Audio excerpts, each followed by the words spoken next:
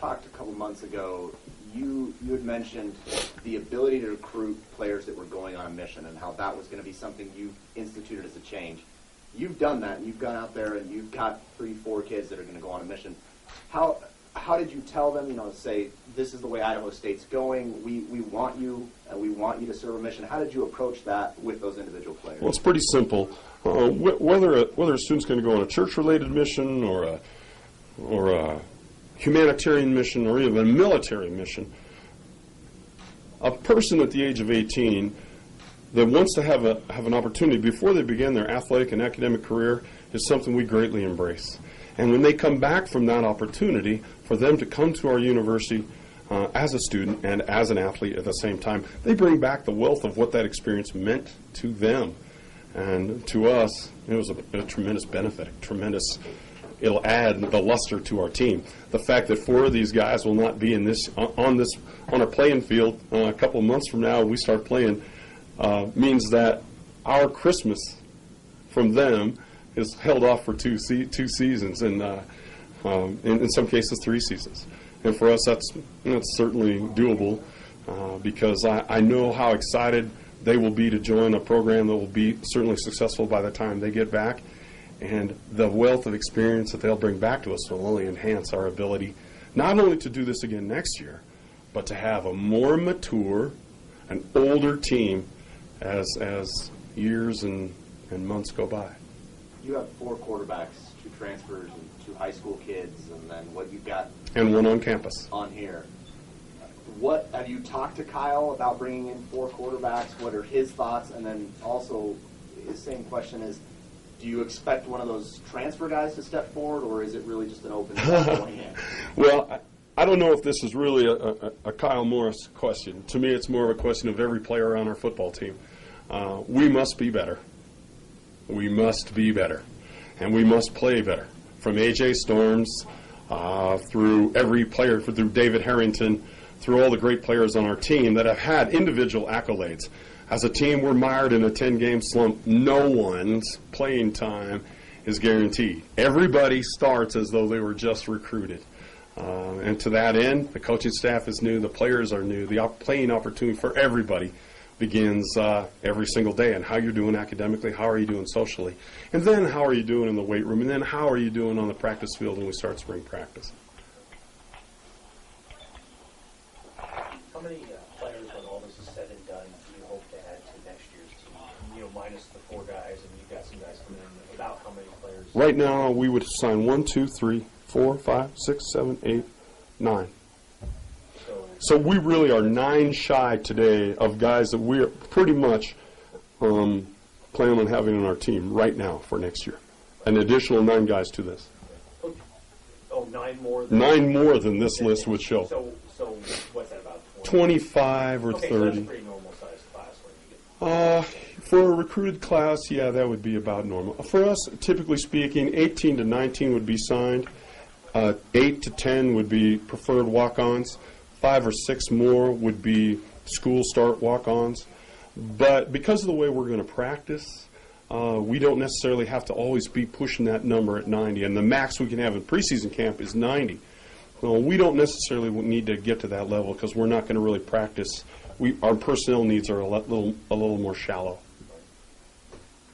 Coach, when you add 4 quarterbacks, I mean, that's probably a lot bigger quarterback class than you normally want. Oh, yeah. So does something else, did you have to look at the makeup of your team and say, okay, we've got to get this going, maybe we can let some other area isn't as important this year?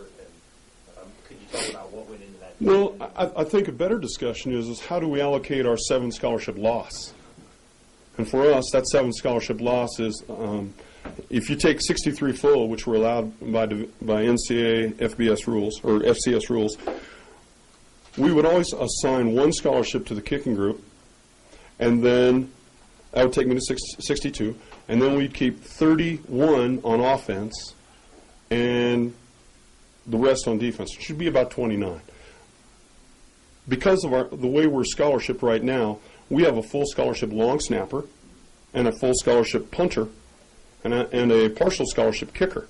which means that 2.5 of our resources are already in the kicking game, far beyond what I would normally ever have. That meant, and then you add a 7 scholarship hit, where that hit has to come from.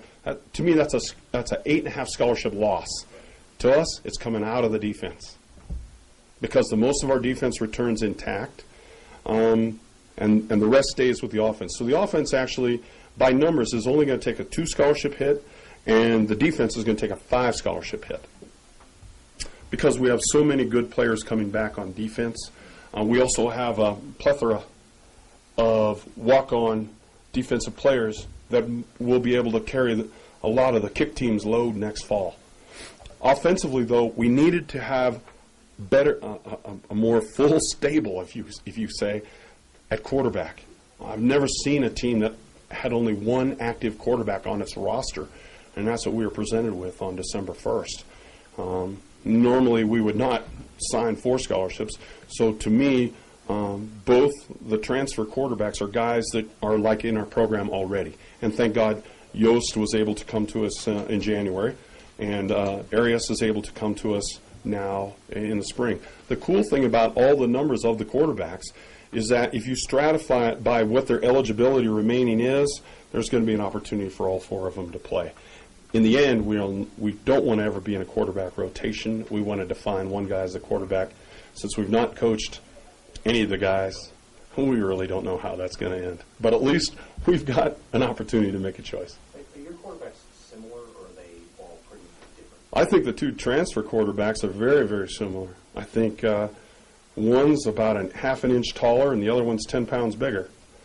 But there is a eligibility difference between them, because Justin would only be a sophomore in eligibility with a red shirt, and Kevin will be a junior in eligibility with a red shirt.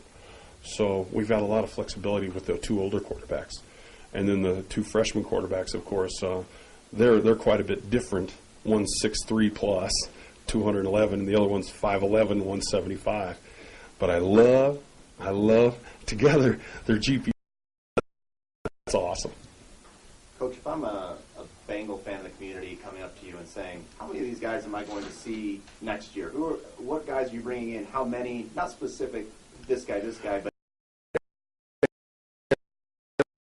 every defensive player, except for Tyler Graves, will probably see action next fall, because we're shallow in our defense scholarship count.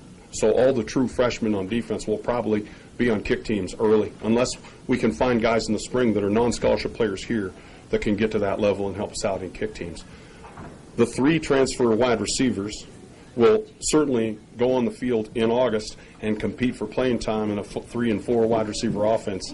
And again, I think the other thing I want to identify here is that at wide receiver, we have signed 3 or 4 guys, and we're only going to play 3 or 4 guys. And we have 3 excellent guys that have played a lot of football here already.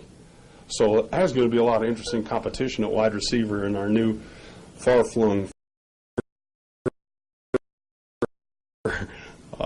offense at wide receiver. I mean, to me, the drama is not really just going to be a quarterback. To me, the drama is going to be a wideout.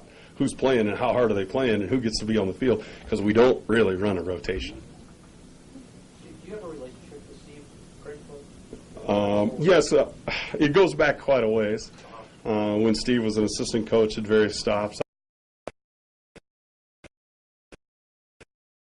Not intimately, and not in a way that would have led me to recruit his son, Brad. I would not do that. I would not. So it wasn't one of your buddies or something? No, hopefully. But no, this didn't come about because of a relationship with Brad or with Dave.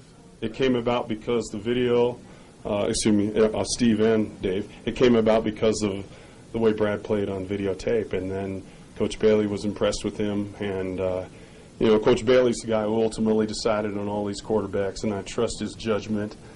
And I just know that we're a better football program today because we have the position of quarterback manned. Now, is it able? We'll find out.